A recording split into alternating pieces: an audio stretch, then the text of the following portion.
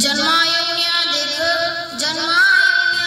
करा देहाचे सार्थक वाचे नाम विठ्ठलाचे देणे सार्थक हो द्याचे ऐसा नामाचा महिमा शेष वर्णिता झाली सीमा वाचे नाम विठ्ठलाचे देणे सार्थक हो द्याचे नामतारक त्रिभुवनी मनी नाम याची जनी वाचे नाम विठ्ठलाचे देणे सार्थक हो द्याचे विठ्ठला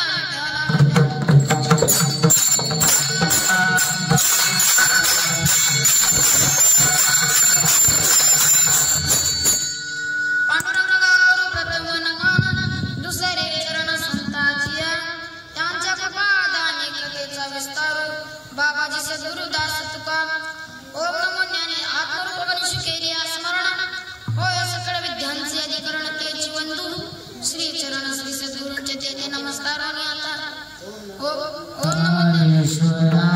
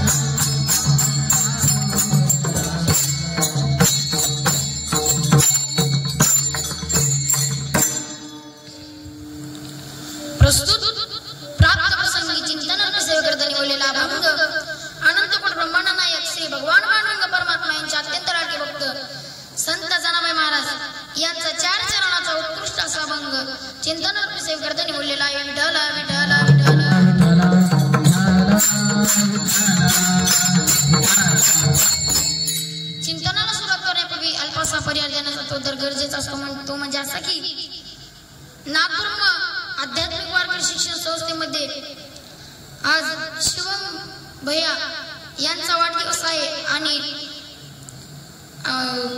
गणपती उत्सव या निमित्ताने आणि माझाही सुद्धा बर्थडे आहे या निमित्ताने मी माझी कीर्तन रुपये ठेवण्यात आली आणि सुंदर असं छान असे गायन केलं ते म्हणजे राम महाराज चिखले आणि त्यांना साथ देणारे वेदांत महाराज फुके आणि पकवाजाला साथ देणारे शिवम दादा मगर आणि त्यांना साथ देणारे प्रथमेश महाराज कदम यांच्या तुम्हा सर्वांच्या चरणी नतमस्तक होतो आणि सेवेला सुरुवात करतो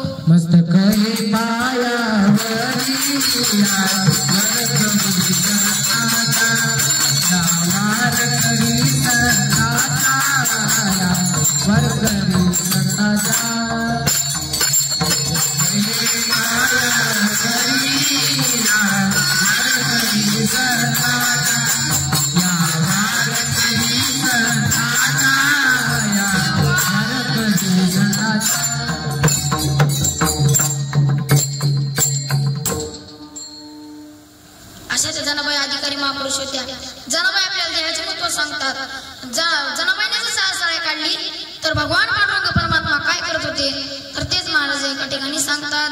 साळ्या काढी पुढे जाऊन येऊ कळजाडी भगवंताने साळ काढावी भगवंताच्या हाताला फोडाले महाराज. जनाबाई म्हणतात देवा मुसळ सोडा. पांडुरंगाने जनाबाईंची अनेक कामे केली एवढा त्या जनाबाईंचा अधिकार होता महाराज. जनाबाईने जर शीन गोळा करायला जाऊ लागल्या तर प्रत्यक्ष भगवान पांडुरंग परमात्मा जनाबाईंच्या मागे धावत होती. जनी जाय शिनासाठी उभा आहे त्याच्या पाठी. जनाबाईने जर साळ्या काढली तर भगवान पांडुरंग परमात्मा जनाबाईंच्या मागे गौऱ्या गोळा करून गौरीच्या कटोड्यानंतर बांधल्यानंतर पांडुरंग परमात्माने काय करावे तर तेच महाराज एका ठिकाणी सांगतात. मोठं उचलून डोईवर घेई, मोठं उचलून डोईवर घेई, मागे चाले जनाबाई. जनाबाई मागे चालत होत्या. जनाबाई आंघोळीला बसल्या, विष्णाला पाणी नव्हते. प्रत्यक्ष भगवान पांडुरंग परमात्मा जगाचा मालक जनाबाईसाठी विष्णाला पाण्यानेच जातो, परंतु पांडुरंगाने जनाबाईंची मस्करी करायची ठरवली. गाल पाणी द्यायच्या वेळी जास्तच गरम पाणी ओतले आणि बाजूला जाऊन बसले. विठाला विठाला विठाला विठाला विठाला विठाला.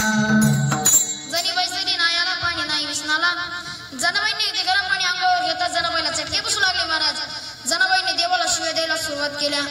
अरे अरे विठ्या मूळ मायेच्या कारट्या, तुझी रानरणकी झाली जन्म सावित्री चुडी आली. तुझे गेले रे मुळे तुला पाहुणी काढ रडे, उभी रावणी अंगणी शिव्या देत जासी जणी विठाला विठाला विठाला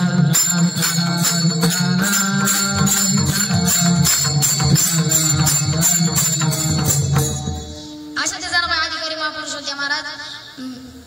मी तुम्हाला एक दृष्टांत सांगतो. त्याआधी भजन करा विठ्ठल.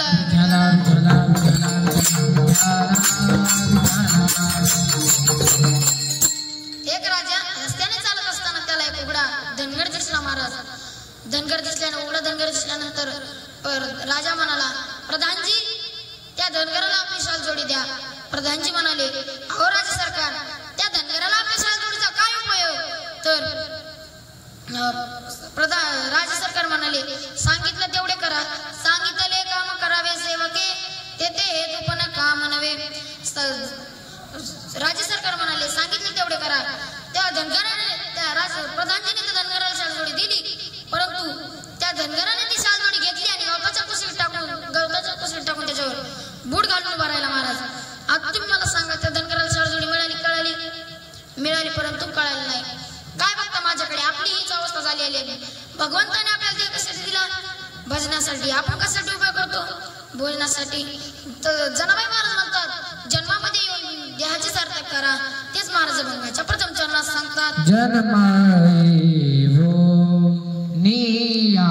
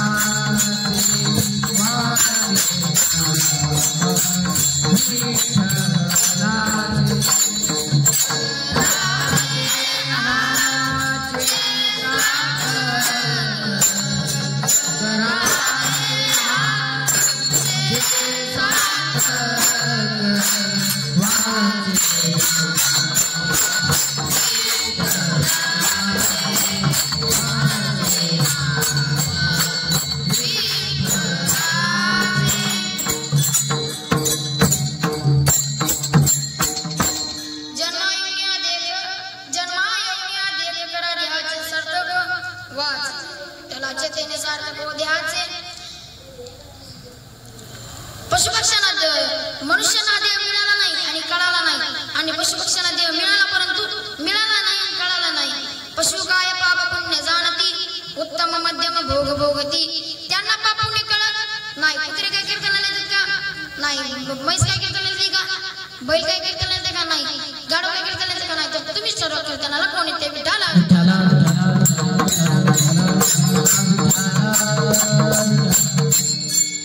आणि स्वर्गातील देवांना देव मिळाला परंतु कळाला नाही. स्वर्गातील देव काय म्हणतात?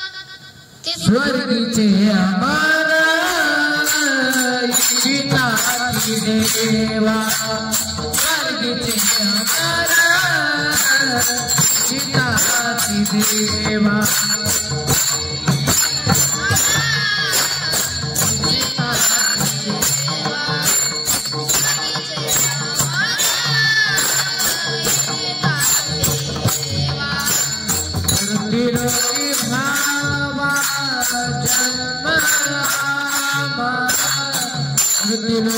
की भावा जन्म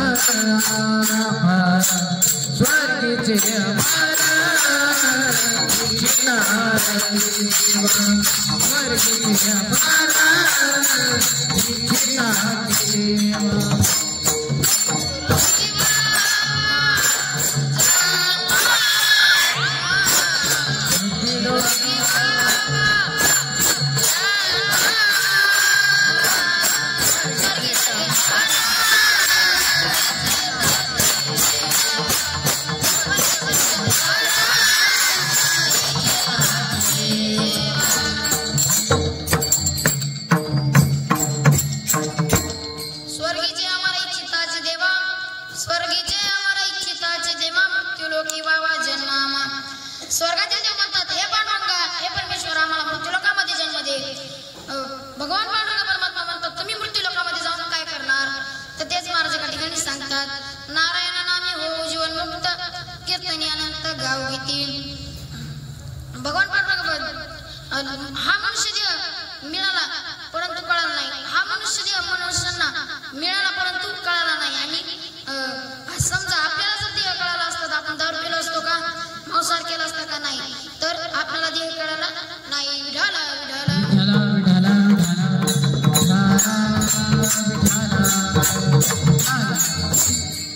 अशा जनाबाई अधिकारी महापुरुष जनाबाई आपल्याला नरदेहाचे तत्व सांगतात.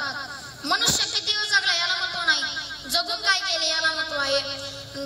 जगून काय केले याला महत्व आहे. चांगदेव महाराज 1400 वर्ष जगले याला महत्व नाही महाराज. जगून काय केले याला महत्व आहे. माऊली ज्ञानेश्वर महाराजांनी 16 वर्षी ज्ञानेश्वरी सांगितली.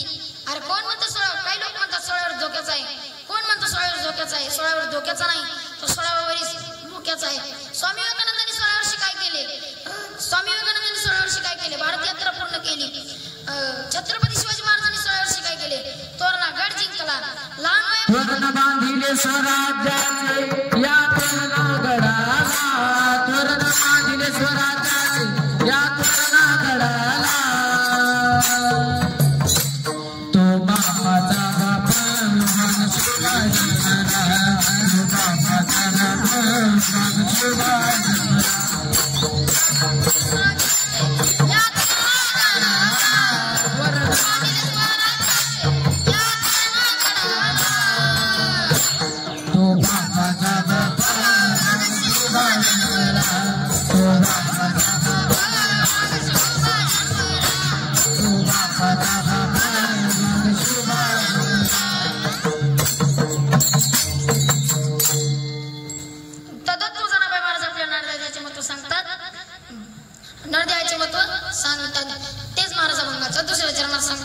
वाचे नाम विठ्ठलाचे.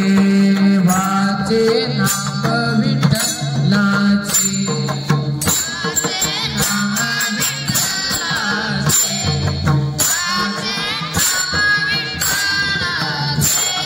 वाचे नाम विठ्ठलाचे. वाचे नाम विठ्ठलाचे.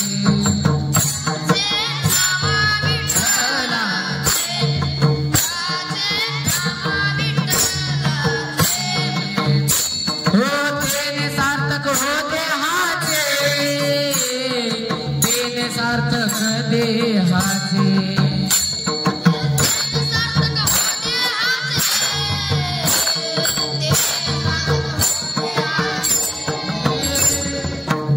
सार्थक होते हाचे. सार्थक देहाचे.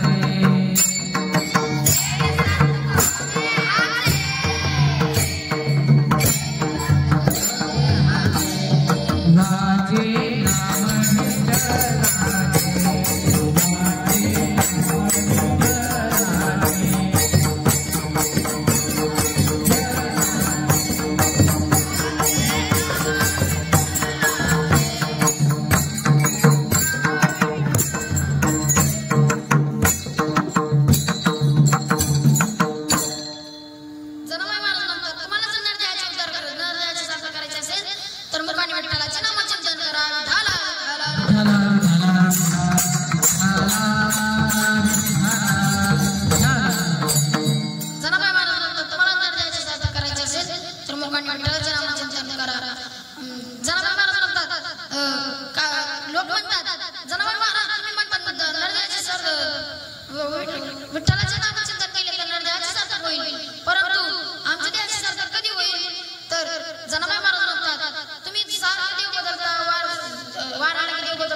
बदलतात.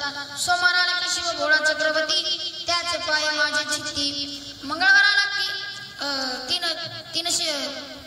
सुदिन वेळ तुझ्या मांडी गोंधळा. पंचप्राण देवटे दोन्ही नक्षत्राचा इलवळाव. आईचा जोगवा मागे ना. मंगळवार आला की देवीची भक्ती करतात आणि बुधवार आला की बोला पांडुरंगाची भक्ती करतात. बोलावा विठ्ठल, पाहावा विठ्ठल, करावा विठ्ठल जीव भावे. बुधवार आला की पांडुरंगाची भक्ती करतात आणि गुरुवार आला की दत्ताची भक्ती करतात. 3 शिरे 6 हात तया माझे दंडवत. शुक्रवार आला की परत देवीची भक्ती करतात.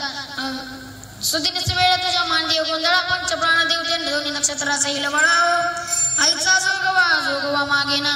शुक्रवार आला की डबल देवीची भक्ती करतात. आणि शनिवार आला की 3 शिरे 6 हात तया माझे दंडवत. 3 शिरे 6 हात तया.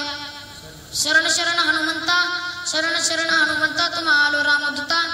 शनिवार आला की हनुमंताची भक्ती करतात आणि रविवार आला की खंडोबाची भक्ती. वाघ सोमवाग प्रेम नगरावरी. वाघ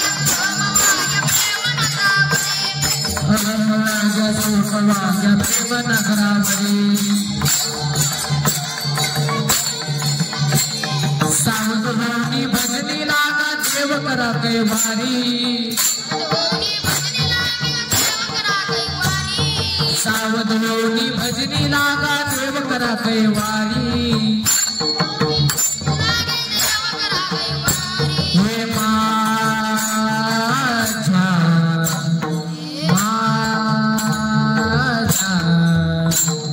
मनारे शिवारी मनाची शिवारी मनारे शिवारी मनाची शिवारी मनाची शिवारी मनारे शिवारी मनाची.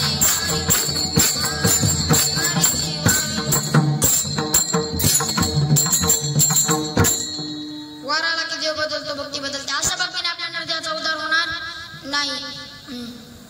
एकदा शीतबंधनाचे काम चालू असताना नळ सुग्रीव, हनुमंतराय, जामवंत हनुमंतराय हे सर्वजण एका दगडावरती रा आणि दुसऱ्या दगडावरती म हे शब्द लिहून दगड पाण्यात टाकत होते. श्री रामचंद्र प्रभूंच्या नावाने दगड पाण्यात तरत होते. श्री रामचंद्र प्रभूच्या नावाने दगड पाण्यात तरत होते. मग रामचंद्र प्रभूंना वाटले आपल्या नावाने दगड पाण्यात तरतात. मग श्री रामचंद्र प्रभूंनी एक दगड घेतला आणि त्याच्यावर स्वतःचे राम नाव टाकून दगड पाण्यात टाकला. पहिला टाकला तोही बुडाला, दुसरा टाकला तोही बुडाला, तिसरा टाकला तोही बुडाला.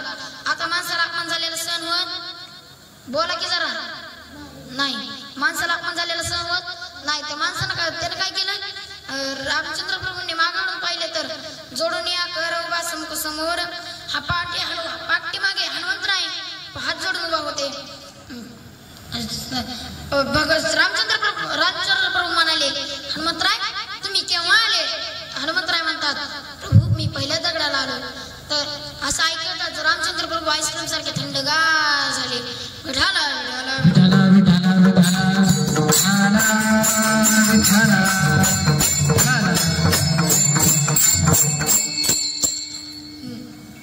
मी तुम्हाला एक दृष्टांत सांगतो, त्याआधी भजन करा. विठाला विठाला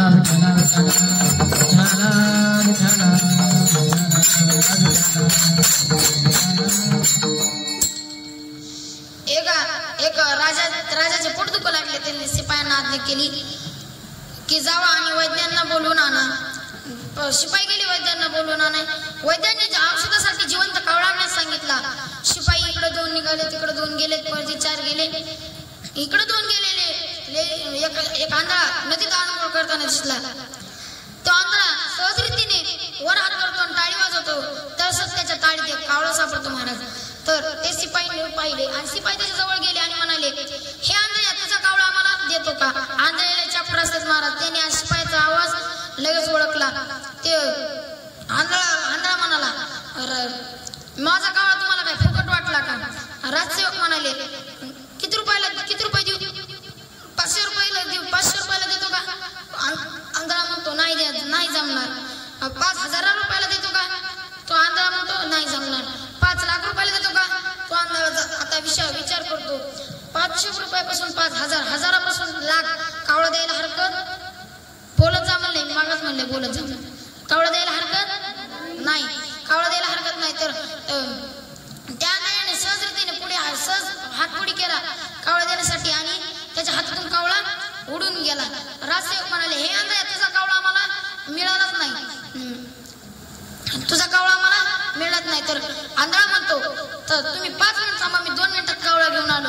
आता तुम्ही मला सांगा, हा आंधळा घंटाभर म्हणजे आठवडाभर नदीत टाळे वाजत बसला तरी त्याच्या बापाला कावळा सापडेल का? नाही. तर तेच महाराज या अभंगाच्या 3ऱ्या चरणात सांगतात,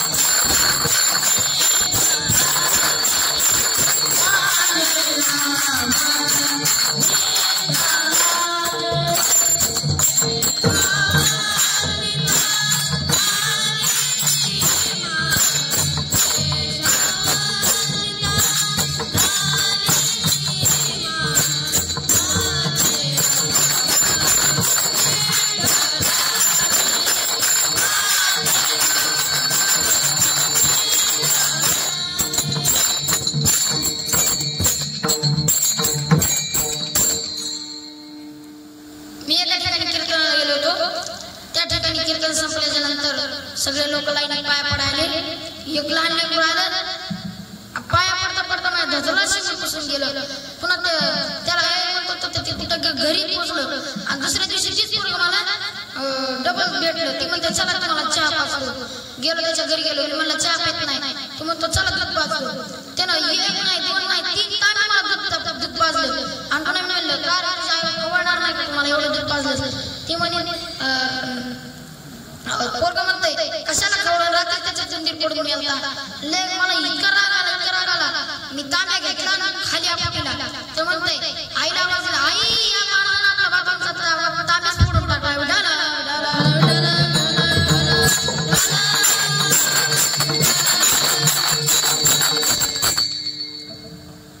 वारकरी संप्रदायाप्रमाणे 3 चरणाचा भावार्थ झालेला आहे. तर आपण विठोबा रखुमाईचे भजन करू. सर्वांनी हात वरी करा. विठोबा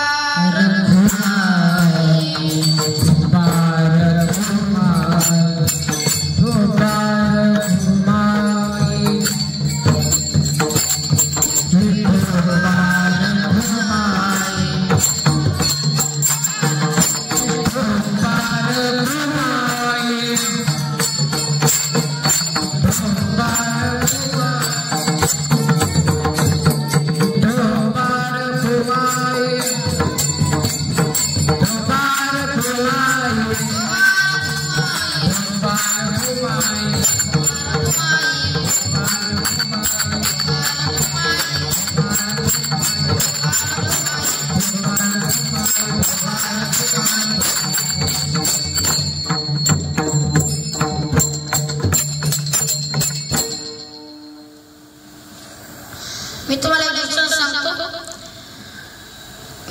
मुलांना संस्कार लावा महाराज. एक मुलगा उन्हाळ्याचे दिवस चालू होते. एक मुलगा आंब्याच्या झाडावर चालला आणि म्हणाला, आंब्याच्या झाडावर चालून आम्ही तोडू लागला.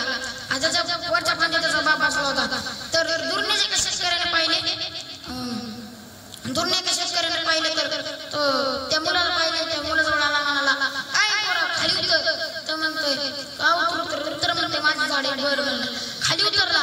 ती म्हणते, आंबे कशाला तोडून देतो. तर विठाला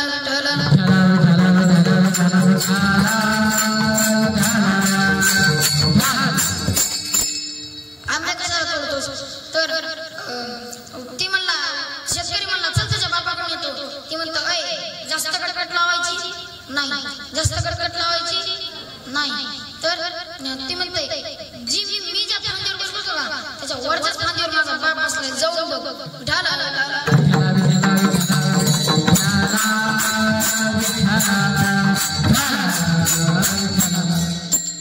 एका गरीब परिस्थिती असल्याने एक कुटुंब गावात राहायला आले आणि त्याला गावाकडे जायचे असल्यामुळे तो आपल्या 18 वर्षाच्या मुलाला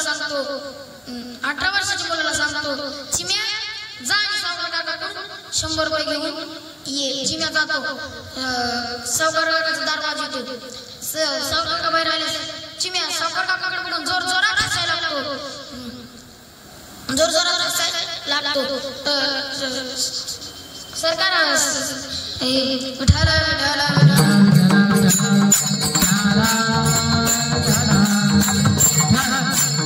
सावकार काका म्हणले, चिम्या काय हसतोस, काय झालं तुला एवढं हसायला? तर तो म्हणतो, सावकार काका मी एकच सांगतो, दोन नाही सांगत. तुम्ही इतके जाडो, तुम्ही मेला तर तुम्ही चौकटीच्या बाहेर कशी निघतात? आधी तुमची चौकट एवढी सुद्धा आणि त्याच्यातून तुम्ही बाहेर कशी निघतात? त्याला इतका राग आला सावकार काका, इतका राग आला, त्यानं 2 कानफडे दिल्या आणि डबल 2 कानफडे दिल्या आणि आतमध्ये नेऊन ठेवले. आतमध्ये नेऊन ठेवल्यानंतर त्याच्या सावकार शेतकऱ्यांना त्याचा 20 वर्षाच्या मुलाला पाठवलं. त्याचं नाव होतं बाळ्या नाव होतं. तर ते आला, ती जोरात हसायला लागला. तर सावकार काका म्हणले, काय का हसतो?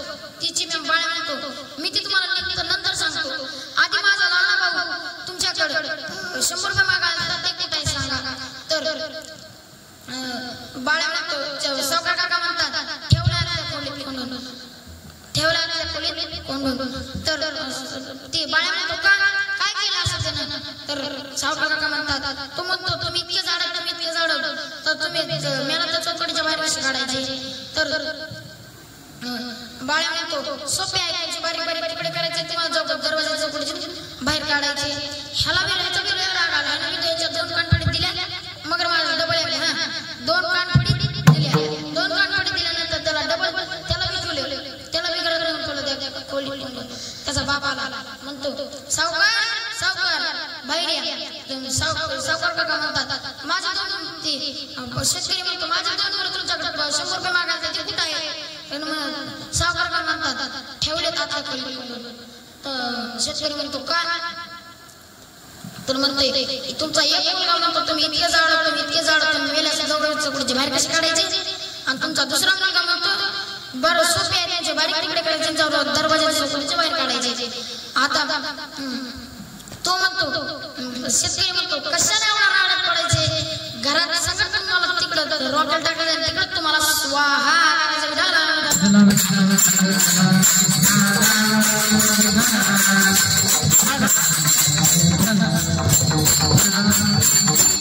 उन्हाळ्याचे दिवस चालू असताना एक गरीब परिस्थितीचा माणूस सरपणाची मुळे घेऊन चालत असताना त्याला कल्पवृक्षाचे झाड दिसले. त्या कल्पवृक्षाच्या झाडाखाली विश्रांती घ्यायची ठरवली. त्या झाडाखाली बसला तर तिथे म्हणाला, वा किती थंडगार सावली आहे. तो म्हणतो, तिथं वाळट थोडं गार पाणी असते प्यायला तर तिथं बरं झालं असतं. तर तिथे लगेच चांदीच्या तांब्यामध्ये वाळट टाकलेले पाणी प्राप्त होते. तो मनुष्य म्हणतो, इथे जेवायला असतं तर बरं झालं असतं. त्या ठिकाणी लगेच 5 पक्वानासहित 5 पक्वान प्राप्त झाले.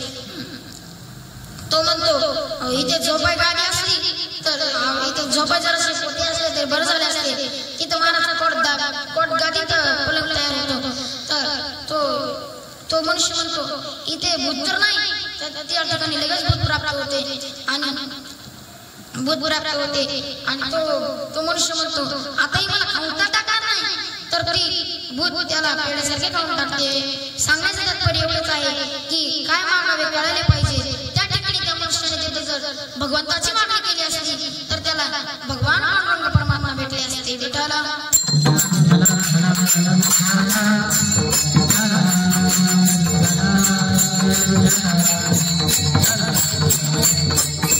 महाराज, एक सावकार होता, लय कंजूस होता आणि त्याला संतताई नव्हती. आमच्या माझ्यासारख्या एका महाराजांनी सांगितले, तुला संतता प्राप्त करायची असेल तर तू एकच कर, सत्यनारायणाची पूजा कर. तर तात्या म्हणतो ठीक आहे. सत्यनारायणाच्या पूजेचे सर्व साहित्य आणले, पण पूजेत एक नारळ कमी पडले. ब्राह्मण बुवा म्हणाले, तात्या पूजेत एक नारळ कमी पडलं. आता तात्या कसं होता, कंजूस होता. त्यामुळे तर काय केलं, ठीक आहे म्हणतल्या म्हणतच म्हणला, उगाच एवढा खर्चात पडलो मायला, तिकडे गपची गुमान बसलो असतं तर बरं झालं असतं. पण विठाला विठाला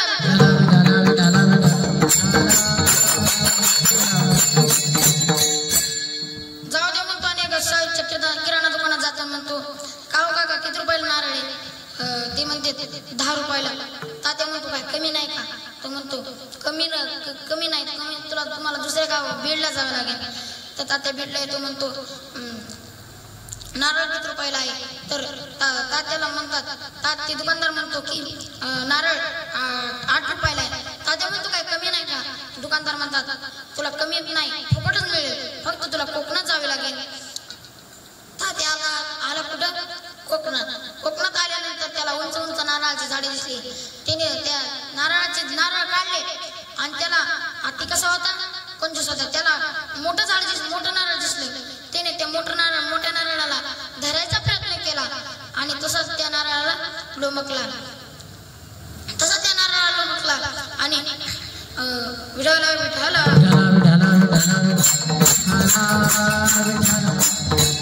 त्याचे सदैव चांगले असल्यामुळे तो तिथून एक पलीकडून म्हणजे साईडने उंटवाले बाबा जात होते. उंटवाले बाबाला म्हणतो, ओ उंटवाले बाबा मला माझी मदत करा, मी तुम्हाला मदत करा. उंटवाले म्हणतात किती रुपये द्यायची? कुणी बी काही पाहिजे असेल की आधी काय म्हणते, किती रुपये द्यायची? हात लगेच पुढे करतात महाराज. तो म्हणतो पैशासाठी तर हात झटकतोय. तो म्हणतो बरं जाऊ दे, तुला 5000 रुपये देतो. ते उंटवाल्याने आपला उंट नारळाच्या झाडाखाली उभा केला आणि त्याच्या पाठीवर उभा राहिला आणि तात्याचे पाय धरायचा प्रयत्न करू लागला. पण तात्याचे पाय काय हातात येत? तुम्हाला बोलायचे का नाही? नव्हते. तात्याचे पाय हातात येत नव्हते. तात्या म्हणतो तुम्हाला 5000 रुपये देणार आहे ना, तुम्ही अशी उडी मारायची की माझे पाय डायरेक्ट हातात आले पाहिजे. तो उंटवाला अशी उडी मारतो, पण त्याच्या त्या उंटवाल्याच्या हातात तात्याचे पाय येतात. पण खाल्ला उंट येतो का? नाही. उंट काय गाडी का ब्रेक दाबले थांबणार, ब्रेक सोडले की निघाला. तोही आपल्यासारखा एक जीव आहे ना. तो विठाला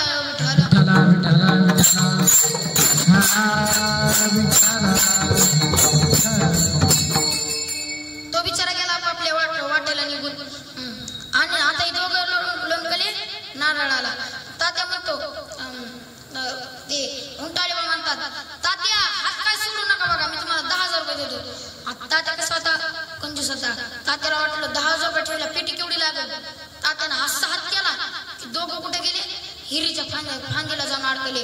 आणि नेमकी जगलेला काका महाराज त्या विहिरीवर संध्याकाळी होताच दररोज एक वाघ पाणी प्यायला यायचा.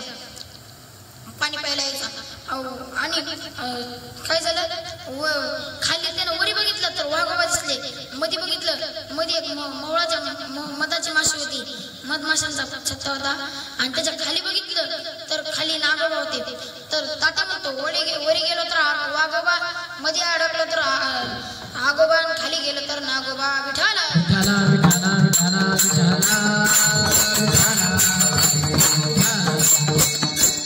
सांगण्याचे तात्पर्य एवढंच होते की एका नारळामुळे त्याचे किती रुपये गेले असेल ह्याचा विचार करा.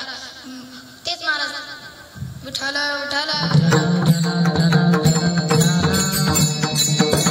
महाराज मी तुम्हाला एक दृष्टांत सांगतो. विठाला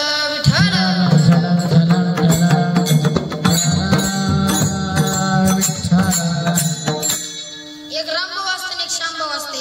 रामभाऊ कुठून येत असते, श्यामभाऊ इकडून जात असते. रामभाऊ दुकानावरून आलेले असते. रामभाऊ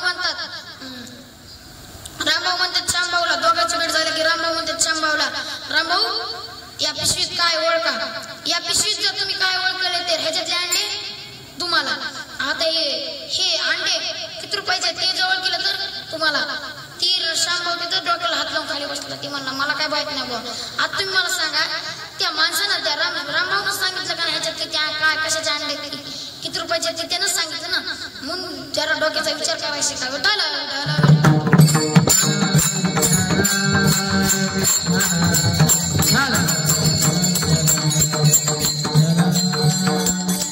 तेच महाराज मंगाच्या चौथ्या चरणात सांगतात नामतारक त्रिभुवनी नामतारक त्रिभुवनी नामतारक त्रिभुवनी नामतारक त्रिभुवनी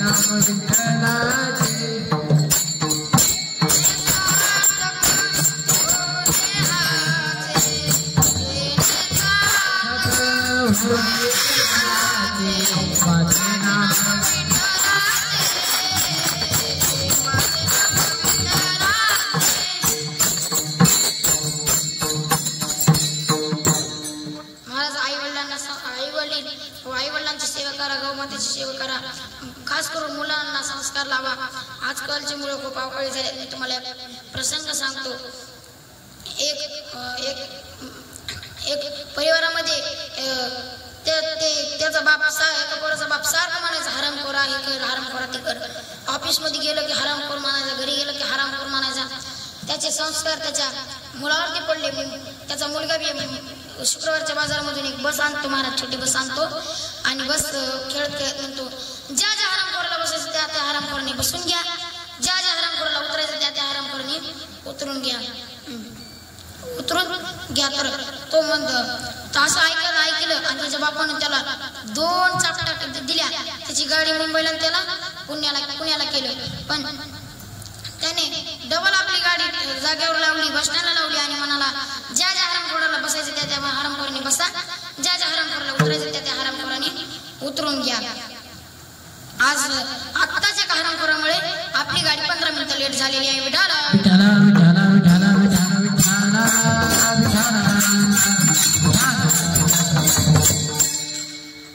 पेताळ्याचा तर कधीच नादी लागू नका महाराज. काय झालं, मी कीर्तनाला जात असताना बसमध्ये बसलो. बसमध्ये बसल्यानंतर पुढची शीट पकडली होती ना, लगेच स्टेशन आले मित्र येण्यासाठी. पण एक पेताळ आलं म्हणला ऐ उठ. मी म्हणलं काय माझी सीट आहे. तर ते पेताळ म्हणतो उठतो का नाही. बरं जाऊ द्या म्हणलं, कुठं भांडणं करत बसावं. गेलो मागच्या सीटावर, बरं जाऊन बसलो. तर त्या पेताळीनं काय केलं, सीटाच्या मागून हात घातलाय आणि माझाच पाय खाजवायले. मी म्हणलं अरे माझा पाय कशाला खाजवायलास. तर म्हणताय प्याला का काय. मी म्हणलं जाऊ द्या. बरं गाडी जेव्हा थांबली विठाला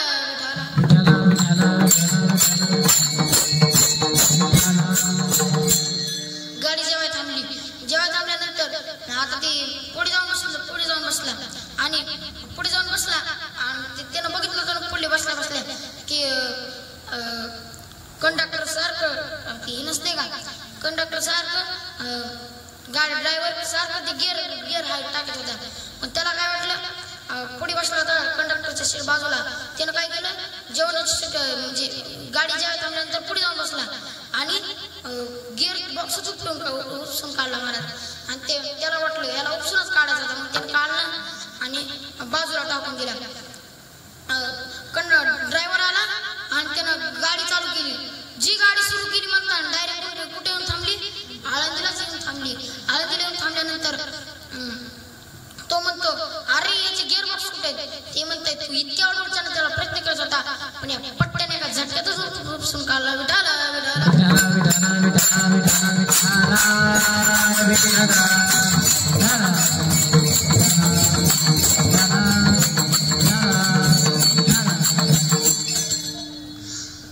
जाता जाता एवढं सांगतो, आईवडिलांची सेवा करा, गोमातेची सेवा करा आणि आईवडील आपल्या आजी आजोबांना आईवडिलांना वृद्धाश्रम मध्ये टाकू नका महाराज.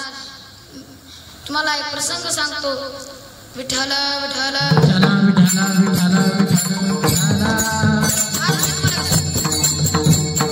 महाराज मी तुम्हाला एक दृष्टांत सांगतो, ऐका. एक म्हातारी दररोज काय करायची, त्याच्या मुलीकडे जायची, काही ना काही ते घेऊन जायची, दररोज काही ना काही ते घेऊन जायची. कुठं लाडू जिलबी करंजी असं काही म्हणा, काही घेऊन जायची आणि तिच्या मुलीला द्यायची. आणि ती फक्त मुलीला देत नव्हती, तर जाता जाता ती बसमध्ये बसायच्या आधी बदाम चढायची. तिला नव्हते दात, 80-85 वर्षी म्हातारी, तिला दात नव्हते. त्या म्हातारीला दात नव्हते महाराज. तर ती बाई तिनं काय केलं, ती दररोज उतरायच्या टायमाला त्या म्हाताऱ्याला द्यायची, आपल्या कंडक्टरला द्यायची. आणि तो कंडक्टर त्या 1-2 महिन्यात त्याची तब्येत अशी जाडजूड झाली, मस्त टणटणीत नाचायला लागला, उड्या मारायला लागला. त्या आजीबाईला जाऊन विचारला, होय आजीबाई, तुम्ही मला इतके दररोज का बदाम आणून देतात, हे असं तुम्ही इतके बदाम आणून देतात, माझे डायरेक्ट 5 किलो वजन डायरेक्ट 10 किलोच झाले. तर त्या आजी, अरे बाळा, मी दररोज चढायच्या टायमाला सगळे ते आणि उतरायच्या टायमाला तुला देते, म्हणून तुझं 5 किलो वजन वाढलंय. विठाला विठाला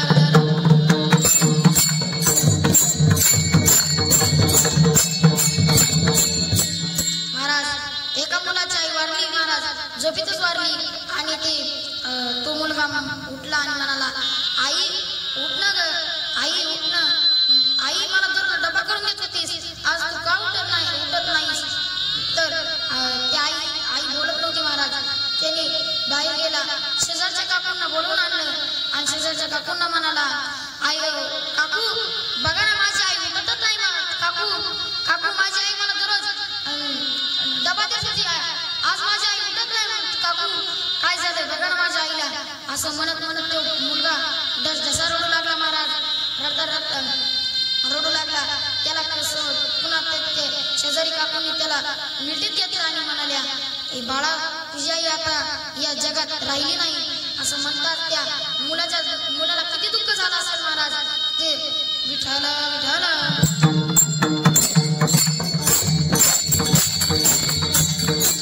त्याचा बाप दुसरं लग्न करतो महाराज.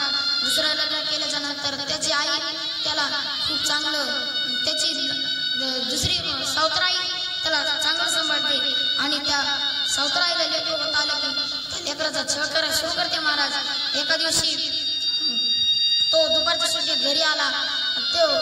तो म्हणाला, आई म्हणाली, अरे त्याची सावत्राई त्याला शिळ्या भाकरी द्यायची महाराज खायला.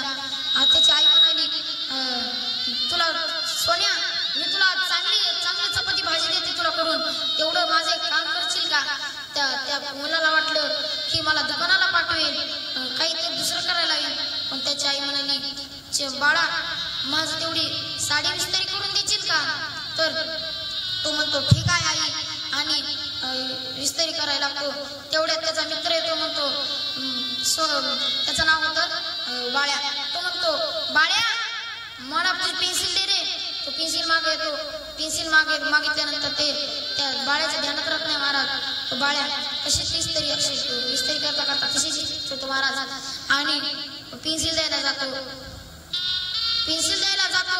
आणि तेवढा त्या जळलेल्या साडीचा वास किचन रूम मध्ये जातो. आणि आई बाहेर येते, म्हणती, बाळ्या, हे तू काय केलंस.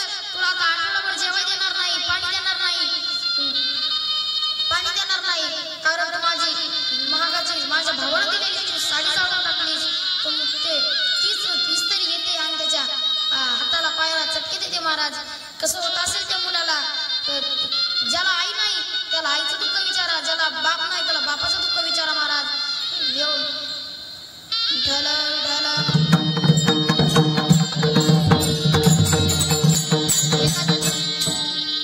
एका दिवशी तो इंट्रोल झाल्यानंतर आला तर तेवढ्यात तर भात संपला महाराज. भात संपल्यानंतर तो घरी जातो आणि आईला म्हणतो, आई मला जेवाय देतेस का ग? तर आई म्हणते जा तिकडं. त्याला शिळ्या भाकऱ्या देते. आणि काही दिवसांनी त्याचा बाप आल्यानंतर बाप विचारतो, आई मुला तुला काहीतरी त्रास नाही झाला? तुला या सावकार आईने तुला त्रास तर नाही दिला? तो म्हणतो नाही, मला या आईनं काही त्रास दिला नाही. ती माझी आई खरी आई होती ना, ती खोटी आहे. हीच माझी खरी आई आहे. हिने मला दररोज चांगलं ताजं जेवायला घातले आणि ती आई म्हणजे मला शिळ्या चपात्या चारत होती. असं म्हणत त्या बापाला सांगताना त्या मुलाच्या डोळ्यात मध्ये अश्रू आले महाराज. आणि अश्रू आल्यानंतर बाप सुद्धा रडायला लागतो. तो विठ्ठल विठ्ठल विठ्ठल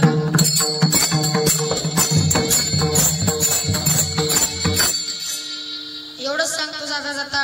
पुन्हा एकदा सांगतो, एकदा नाही दोनदा नाही तीनदा सांगतो, आई वडिलांची सेवा करा, गौमातेची सेवा करा, गौमातेची सेवा करा आणि आई वडिलांना कधी लांब करू नका.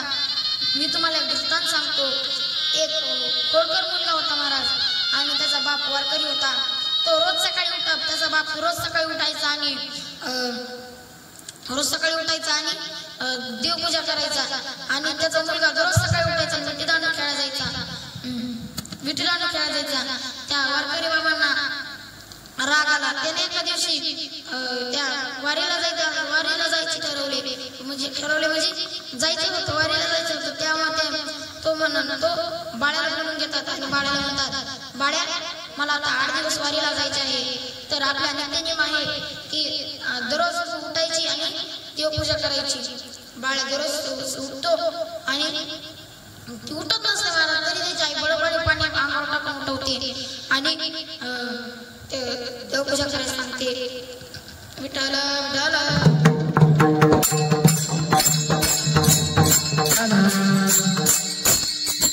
देवपूजा करायला सांगते. तो बाळ्या सगळे देवांना बाजूत भरतो आणि नदीच्या कडेला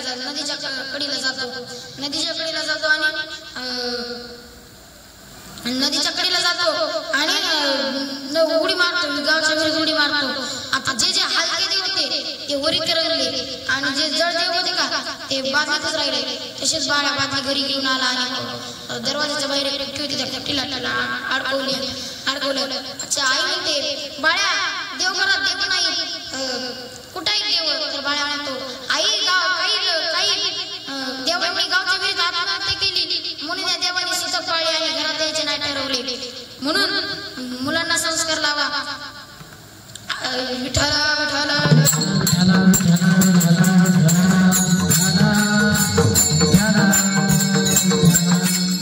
झालेली सेवा माऊलींच्या चरणी, आई वडिलांच्या चरणी, गुरुवर्यांच्या चरणी, इथे उपस्थित असलेले माझे दाजी महाराज सर्वांच्या चरणी आणि तुम्हाला टाळकरी माळकरी विनेकरी सगळ्यांच्या चरणी नतमस्तक होतो आणि सेवेला पूर्ण विराम देतो. ज्ञानेश्वर